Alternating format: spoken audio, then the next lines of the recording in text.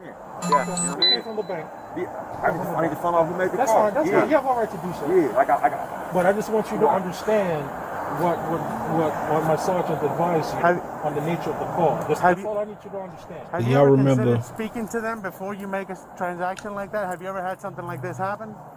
2022, Ryan quickly got arrested because they thought he was trying to rob the bank. No, I am listening. Okay. Have you ever considered speaking to them about what it is you're trying to do prior to doing? So can I explain something to you, bro? Yeah. I went to CVS out here the other day to get a vaccine. I came outside and somebody was smoke in the parking lot. You know what I'm saying? I was getting a vaccine. Yeah. I'm not trying to out here, bro. Like, I'm not saying out loud how much money I'm taking. That's what I'm saying. I'm not talking about speaking to somebody like that. I'm saying, hey, can I speak to a manager in an office somewhere? Have you ever considered doing something like that? I'm consider it now that y'all I'm not trying to take money out. But up to this point, at every Bank of America I ever gone to, never happened. Gotcha. You know what I'm saying? I understand. I think he was filming Wakanda Forever right now. Yeah. Y'all the ones with guns at this point, because it's 2022. What's my perspective? What's my perspective? I don't know. At the bank, she never said it was a bro. Yeah. I said, hey, is that gonna be okay with you? She said, yeah. I put my own card in, put my own pin in. She asked to see my ID. I gave it to her. Yeah. And she goes in the back, and I'm waiting for the and then the people keep coming out. Hey, they taking care of you. They taking care of you. Everything's just taking a little while. Next thing I hear. Yeah. I hear Glocks getting pulled out. That's what I hear. I hear Glocks getting pulled out from unholstering. Hey, sir, can I talk to you for a minute? You understand what I'm saying? So you see my perspective. Yeah. Yeah. So I mean, is that how many officers you got on there? It's not, man. I mean, yeah, there's 5 of us out here. So this. Can you give him the case number regarding the incident? That way what's the case number? Say it again, sir. No one's withholding anything. Wow. Do we have any more of their property? Yeah, right. Give them all their property. No one's withholding anything from you. No one's. Can I just? Go ahead, take your time. Lundy, can you give me a case number? Y'all are withholding shit from me though, right now, right? What are we withholding? So I call Atlanta and I say, hey, Officer Fernandez. That? Yeah, that would be me. I got first initials on your names, right? Yeah. Why they not on here? I'm gonna give you a case number. Why they not on here? Let's put the first initials on here, like y'all got on y'all jackies. That's why we're giving you the case number, dude. Calm down. You telling me to calm down? Yeah. Okay. Yes, I am. We're giving you a case number that identifies every single person that was out here. We've got cameras. Excuse me? I don't know how case numbers work. Okay. Yeah, like I got you. I just know you got a very common last name. Fernandez? Yes. Okay. And I'm gonna call the office. I'm gonna call Metro Atlanta and say Officer Fernandez. And they probably got more than one. I got you. That's all I'm saying. Okay. You feel me? And you telling me everybody? 6699. All right, well, we're going to give you everything that's associated with this call. Everyone's recording. There's no question about what happened. All right?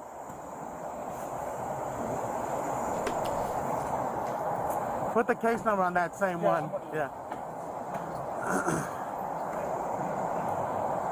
You're going to let it finish, and then we're going to talk about it. I know it's like, why we bringing this back up? It's just like, I forgot all about it too. So the teller said that you weren't speaking to her. And I'm just telling you what she said. She got, look, man, she got scared when a black dude handed her a note. You know I mean, I don't know what else to say. Yeah, I don't know what to say to that either. I mean, I wasn't speaking to her. Hey, bro, I asked her if she could do that for me, right? Yeah. And she said, what account? I said, it's my checking. My ID. She said, I said, yeah, give her my ID. You know what I'm saying? I was talking to her the whole time, bro. Yeah. You know what I mean? If she was scared, she gotta admit that. You know what I mean? Like, yeah. You know, like, I agree. And that's fine, bro. But man, give it up for Ryan, man. Real quick.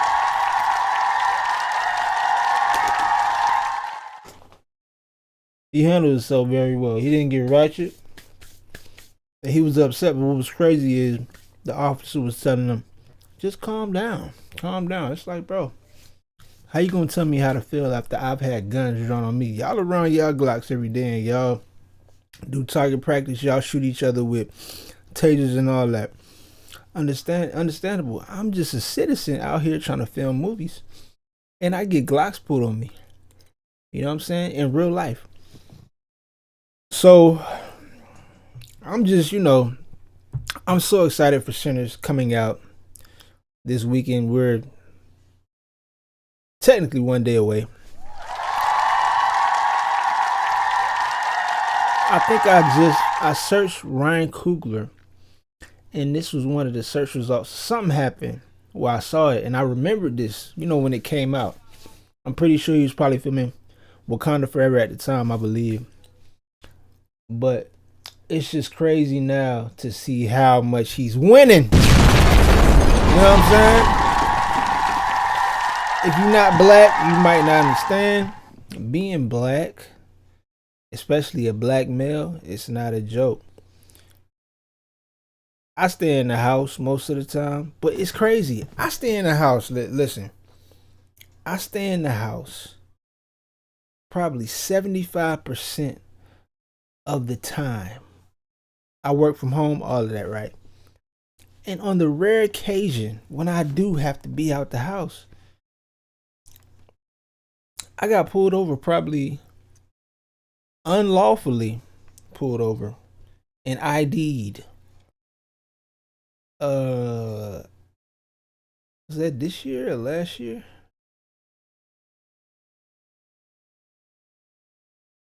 It was in the last 5 months, right? It was crazy, man.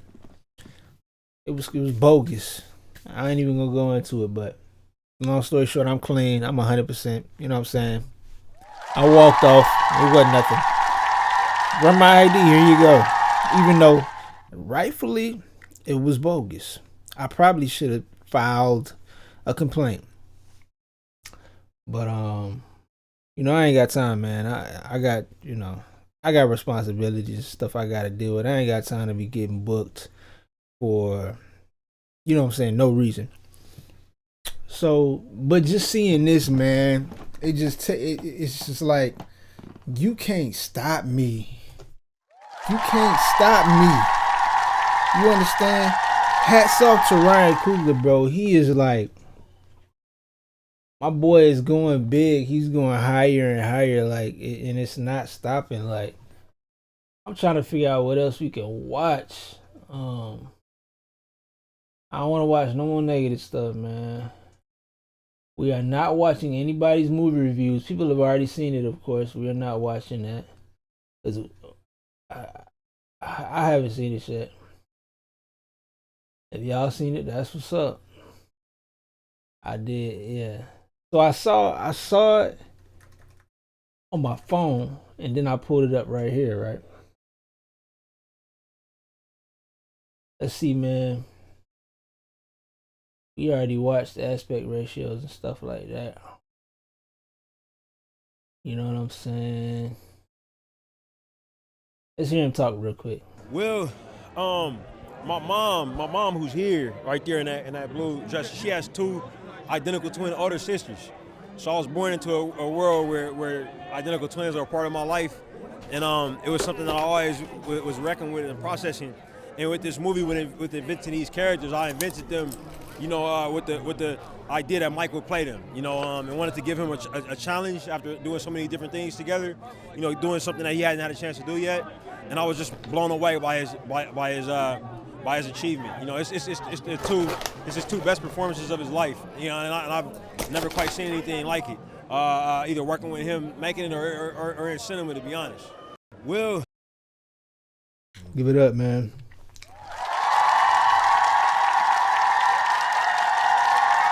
So I also wanted to say earlier, we heard a lot about Ryan Coogler, when the first Black Panther movie dropped.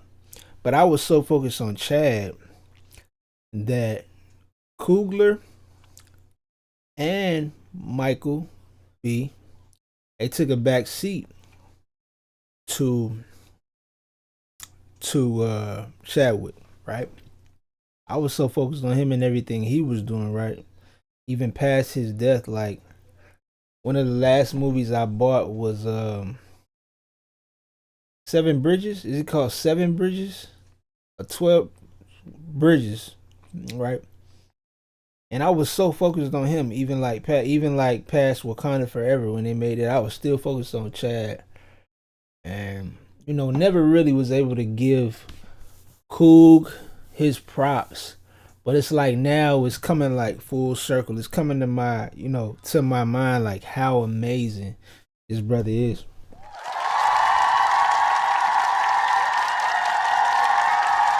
Amazing, man. He is like curating all of this. He is the mind. He's writing this stuff, like, to understand the responsibility that he takes on, and then he's so humble at the same time, bro. It's like, even if you ain't into horror, we gotta support this brother, man.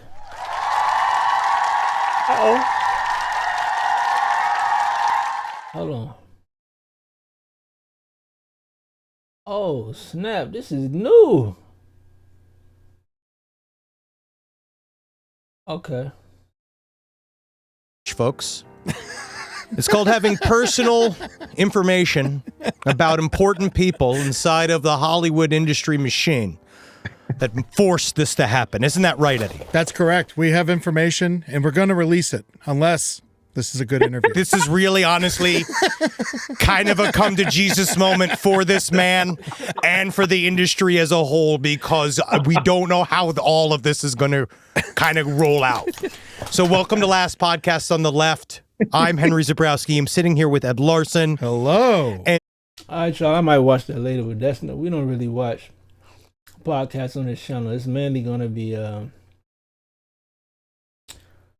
shorter, more like stuff like this. We watch stuff like this, or like actual movie related videos, because we're focusing on Sinners right now. Okay, Sinners. April 18th. Movie was shot with IMAX cameras, right? And I think I'm going to see it in a large format, which is, it's non-IMAX, but it's the closest thing I have to me. That's what I'm going to see on release day. Me and my wife will be in New York April 23rd through the 25th or something like that. And I think we're going to try to see it how he was saying it was intended while we're out there in New York. But yeah, I've watched a lot of these interviews. Man, you got, let me see. Oh man, Miles Canton, bro. Oh my God, give it up for Miles Canton. Phenomenal musical artist, right? And has now had the opportunity to be in this film. And from the clips we see, amazing. Even if he is not the star standout, it's like, bro, he's been able to put his talents on Front Street with this movie. It's all him. Trust and believe it's all him. I just came off of his YouTube page.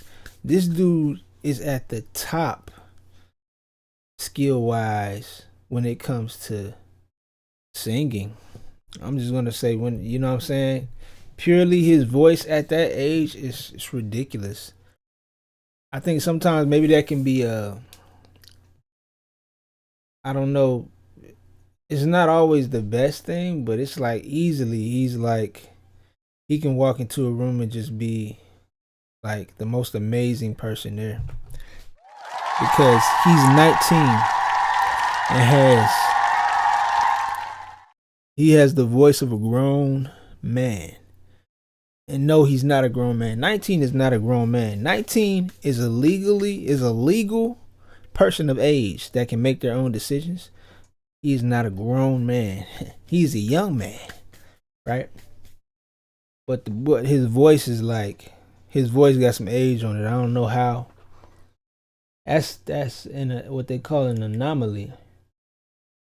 Man, I watched some of all. See, you see all these lines. I watched these things.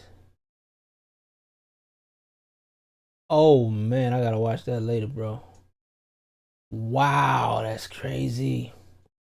I watched this earlier. We'll watch one more video before we get up out of here.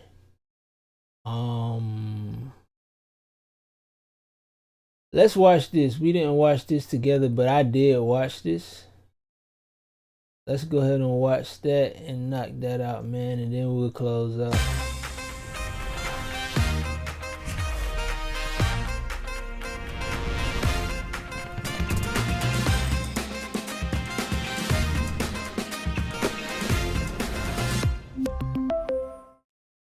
Like quite a bit.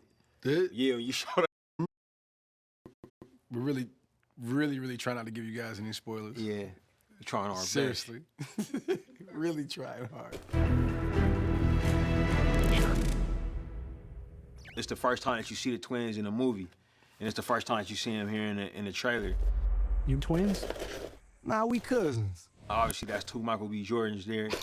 Playing twins was definitely a challenge. You know, it was part of the reason why I wanted to, take the role. You know, Ryan really, built two characters that were so very much so different, but kind of the same as well.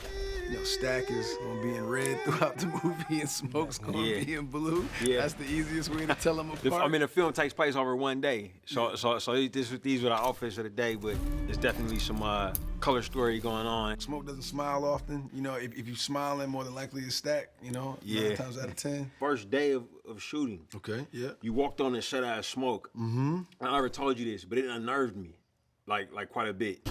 Did? Yeah, when you showed up, it was a trip. And I was like, oh shit, this is gonna be a wild ride. Cause it didn't feel like I was talking to you. You know, it's a beautiful performance you put down. Appreciate it.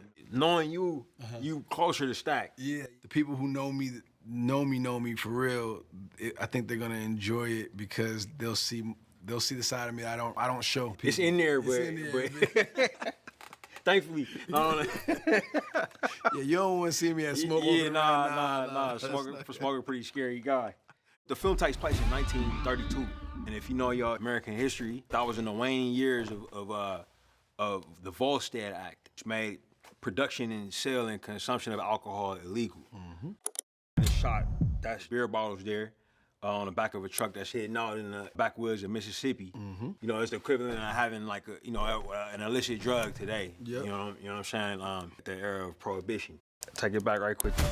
Y'all ready to drink? Y'all ready to sweat till y'all the film explores like the dichotomy of American culture and the relationship between the church and the juke joint. Is oftentimes it's a conflicted one. Yeah, but it's actually the same kind. It's the same type of environment. You know, you know what I mean. Like you'll see the same people. Saturday night they acting crazy. Sunday morning they acting holy. Yep. But it's the same people. Same people. It was good to get those juxtaposed images. It's daytime, you know what I'm saying? Yeah, daytime and nighttime. Yeah, shit get a little funky.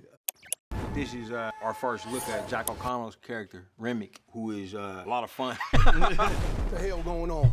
Oh, we heard tale of a party. He's our main antagonist for a good chunk of the film. The twins are the scariest characters that people are interacting with until they meet this guy who's bringing a whole nother element to the characters that hopefully we fall in love with at this point. He's playing a different type of game. He's playing a different set of rules, yeah. You don't need no saving. Yes, you do. So he's talking to Haley about saving her, and she's thinking he's talking about like in a religious way, and Mary Sue herself is past that, but he's talking about something else entirely. Yeah, a little more supernatural. A little more supernatural. Yeah. You got us a problem, y'all. Yeah, Roy, Mr. Delta Slim. Delta Slim. So Delta Slim is a hometown hero as well, you know, a phenomenal piano player. You know, he gets convinced and bribed a little bit to come join the gang for the night, you know, and go on this little adventure with us. Yeah. And he ends up being a pillar of strength amongst the group when things get a little crazy, a little supernatural. Yeah. He adds a lot of everything. Everything. I mean, he did a phenomenal job. Yeah. You know, and I've been watching Delroy, you know, my whole life. Like one of the first movies I ever saw was Malcolm X. He turns in an insane performance in that movie, and he's always brilliant. He's different in this. To work with him and to see what he brought every day, it's an incredible performance. Yep. Cornbread. Film was like an incredible opportunity to work with actors that I always admired, you know, that I hadn't worked with before. You know, Delroy, Haley, Jack. But Omar was like at the top of the list. I think he was the only person that really could have played this character of Cornbread, who's also like a neighborhood guy. He knows the twins, has history with them.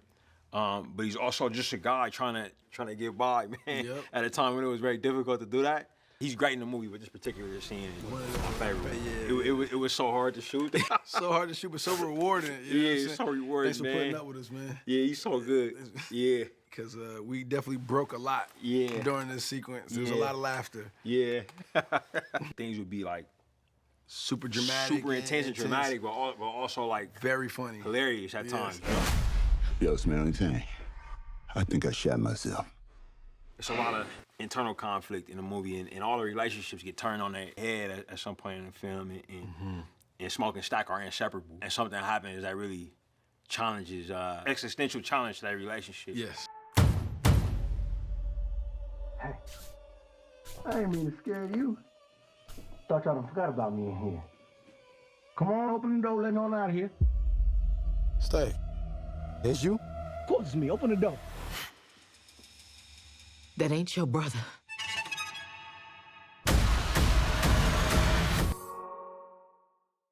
Man.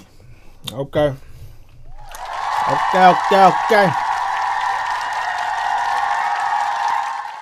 Oh man, phenomenal way to close things out, man. Oh, I can't wait, bro. I cannot wait, bro. I wanted to do just one last video before we go see the film, man. This is the last thing I'm gonna say before I give my official review. And slowly, video by video, I'm kind of getting where I want to be as far as this is concerned. Man, I appreciate y'all. Nothing more to say, man. I'm proud of all these guys, bro. Drop a bomb. Ryan Coogler, Miles Canton, Michael B. Jordan. 2025 to forever, man. Let's get it. I'll see y'all on the review side. Peace out.